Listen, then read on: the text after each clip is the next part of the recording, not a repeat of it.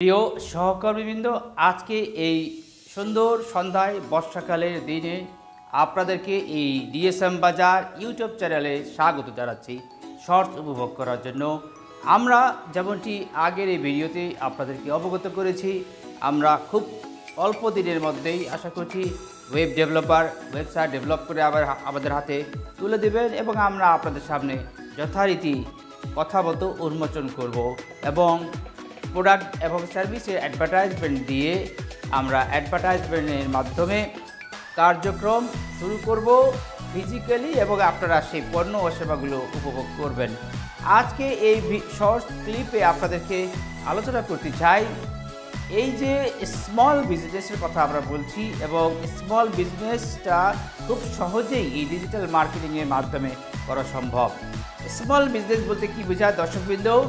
বিভিন্ন দেশে বিভিন্ন ইন্ডাস্ট্রির প্রেক্ষিতে এক এক দেশে এক এক রকম স্মল বিজনেসের সংজ্ঞা দেওয়া হয়েছে বা হতে পারে।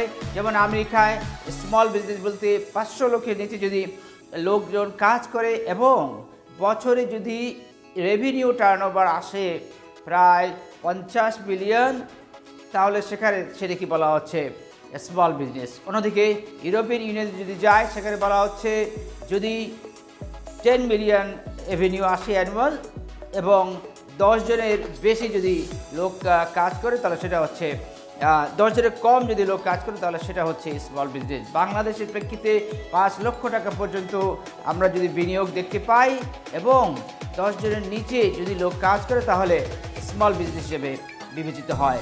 স্মল বিজনেস একটি একক মালিকানাধীন একটি প্রতিষ্ঠান বা কোম্পানি যেখানে মালিকের স্বাধীনতাটা খুব বেশি পরিলক্ষিত হয় এবং এই ডিজিটাল মার্কেটিংয়ের জন্য স্মল বিজনেস একটি অত্যন্ত সহজ এবং সুন্দর কস্ট ইফেক্টিভ একটি মাধ্যম। অল্প টাকায় ডিজিটালি মার্কেটিং করে এই স্মল বিজনেস প্রতিষ্ঠা করা সম্ভব। সেজন্যই এই স্মার্ট কনসোর্টিয়াম এই স্মল বিজনেসের প্রতি ঝুঁকেছে। স্মল বিজনেসের মাধ্যমে ডিজিটাল মার্কেটিং করে আপনাদের সামনে আপনাদের জন্যই এই স্মার্ট প্রোডাক্টস অ্যান্ড সার্ভিসেস নিয়ে আসছে।